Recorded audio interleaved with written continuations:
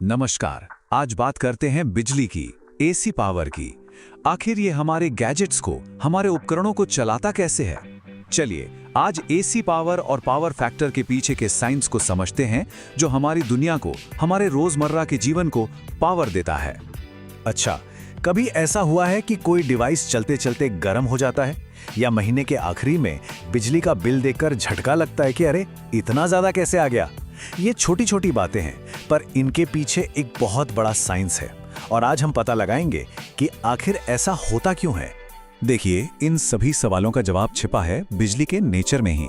सारी electrical power एक जैसी नहीं होती। इसे ऐसे समझिए जैसे कोई नदी हो, ऊपर से तो एक ही धारा दिखती है, पर अंदर कई छोटी छोटी धाराएं होती हैं। बिल्कुल वैसे ही हमारे एसी सिस्टम में भी पावर के अलग अलग टाइप्स होते हैं। तो चलिए एक एक करके पावर के इन 3 मेन टाइप्स को समझते हैं। सबसे पहले आता है एक्टिव पावर, या जिसे रियल पावर भी कहते हैं। इसको ना अपने इलेक्ट्रिकल सिस्टम का हीरो समझ सकते हैं। यही वो पावर है जो असल में काम करती है, मतलब यूजफुल वर्क, और इसे हम मापते हैं वॉट्स में। जैसे पंखा घूम रहा है या कोई बल्ब जल रहा है, ये सब एक्टिव पावर की वजह से ही हो रहा है। यही वो असली पावर है जिसके लिए हम अपनी बिजली कंपनियों को पैसे देते हैं। अच्छा, अब दूसरा है रिएक्टिव पावर। ये एक अलग ही कहानी है। ये पावर सीधे सीधे कोई काम नहीं करती, पर इसके बिना काम हो भी नहीं सकता, खासकर मोटर्स और ट्रांसफॉर्मर्स जैसे उपकरणों में। ये क्या करती है? मैग्नेटिक फील्ड बनाने के लिए एनर्जी को स्टोर करती है और फिर रिलीज करती है। इसे ऐसे सोचिए जैसे किसी भारी पहिए को घुमाने के लिए एक शुरुआती धक्का चाहिए होता है ना? वो धक्का खुद कोई काम नहीं है, पर उसके बिना पहिया घूमेगा ही नहीं। बस रिएक्टिव पावर भी हमारे हीरो यानी एक्टिव पावर का एक जरूरी साइड किक है। और फिर आखिर में है एपरेंट पावर। ये एक्टिव और रिएक्टिव पावर का कॉम्बिनेशन है, मतलब दोनों को मिलाकर जो टोटल पावर बनती है। यही वो कुल पावर है जिसे हमारे पूरे इलेक्ट्रिकल सिस्टम को हैंडल करना पड़ता है। तो जो पावर ग्रिड से हमारे घरों तक तारों में बह रही है, वो असल में अपैरेंट पावर है। ये एक तरह से टोटल पैकेज है जो हमारा सिस्टम देखता है। इसमें काम करने वाली पावर भी है और उसे सपोर्ट करने वाली पावर भी। अब इन तीनों के बीच क्या रिश्ता है, इसे समझने का सबसे आसान तरीका है पावर ट्रायंगल। चलिए इस विजुअल मैप को देखते हैं। तो ये जो पावर ट्रायंगल है, इसमें एक्टिव पावर और रिएक्टिव पावर एक दूसरे से 90 डिग्री पर होते हैं, मतलब एक राइट एंगल ट्रायंगल की 2 साइड्स की तरह। और जो सबसे लंबी साइड होते हैं, जिसे हाइपोटेन्यूज कहते हैं, वो है अपैरेंट पावर। ये ज्योमेट्रिक रिश्ता बहुत काम का है। स्कूल की मैथ्स क्लास याद आ गई है ना? Pythagoras theorem, s² = p² + q²।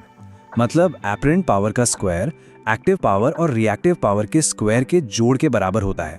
कितना सिंपल और एलिगेंट इक्वेशन है। तो अब हम पावर के टाइप्स को तो समझ गए। चलिए अब एक बहुत ही इंपॉर्टेंट टर्म पर आते हैं, पावर फैक्टर। इसको हमारे इलेक्ट्रिकल सिस्टम का एफिशिएंसी स्कोर कार्ड मान सकते हैं।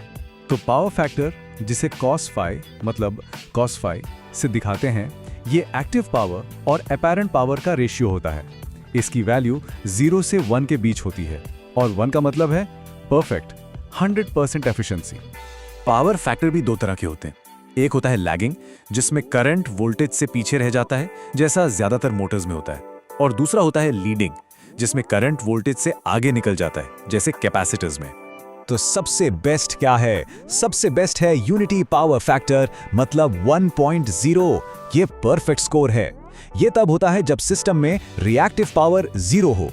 जितनी पावर भेजी जा रही है वो सारी की सारी काम में आ रही है, जैसे एक इलेक्ट्रिक हीटर में होता है। लेकिन ये सब इतना इंपॉर्टेंट क्यों है? पावर फैक्टर कम हो तो क्या फर्क पड़ता है? अरे बहुत फर्क पड़ता है। कम पावर फैक्टर हमारे इलेक्ट्रिकल सिस्टम के लिए बहुत बड़ी बड़ी प्रॉब्लम्स खड़ी कर सकता है। चलिए देखते हैं कैसे। मन में सवाल आ सकता है कि भाई रिएक्टिव पावर अगर कोई काम ही नहीं कर रही तो फिर इससे प्रॉब्लम क्या है? प्रॉब्लम है, एक लो पावर फैक्टर सिस्टम के लिए एक विलन की तरह है। देखिए, जब पावर फैक्टर कम होता है ना, तो सेम काम करने के लिए सिस्टम को ज्यादा करंट खींचना पड़ता है। ज्यादा करंट मतलब तारों में ज्यादा लॉस, जिसे कॉपर लॉस कहते हैं। वोल्टेज ड्रॉप भी ज्यादा होता है, हमारे उपकरण गर्म होने लगते हैं, और इन सब का नतीजा ज्यादा बिजली का बिल। लेकिन घबराने की बात नहीं है। अच्छी खबर यह है कि इस एफिशिएंसी प्रॉब्लम का सॉल्यूशन है। इंजीनियर्स ने कम पावर फैक्टर को ठीक करने के लिए, या कह सकते हैं इम्प्रूव करने के लिए, बहुत स्मार्ट तरीके निकाले हैं। जैसे सबसे कॉमन तरीका है कैपेसिटर बैंक्स लगाना। ये इंडक्टिव लोड्स के असर को खत्म करते हैं और बड़े-बड़े इंडस्ट्रियल सेटअप्स में सिंक्रोनस कंडेंसर्स और फेज एडवांसर्स जैसी चीजें भी इस्तेमाल होती हैं। चले एक छोटा सा एग्जांपल देखते हैं। मान लीजिए वोल्टेज है 220 वोल्ट्स, करंट है 10 एम्पियर्स और पावर फैक्टर है 0.8। तो हमारी एक्टिव पावर क्या हुई? P equals VI cos phi, यानी 220 गुणा 10 गुणा 0.8 जो हुआ 1760 वॉट्स। इसका सीधा मतलब यह है कि कुल पावर का सिर्फ 80% ही असल काम में आ रहा है। तो ये रही एक quick summary. Active power, reactive power, apparent power और साथ में एनर्जी भी। सबके फॉर्मूलाज और यूनिट्स एक साथ। ये एक बहुत ही हैंडी रेफरेंस है। तो अब जब पावर फैक्टर का ये पूरा कॉन्सेप्ट क्लियर हो गया है, तो एक बार अपने आसपास देखिए। हमारे घर, हमारे ऑफिस, हमारे शहर, इनको जो बिजली मिल रही है वो कितनी एफिशिएंट है। ये एक ऐसा सवाल है जिस पे सोचना बहुत जरूरी है।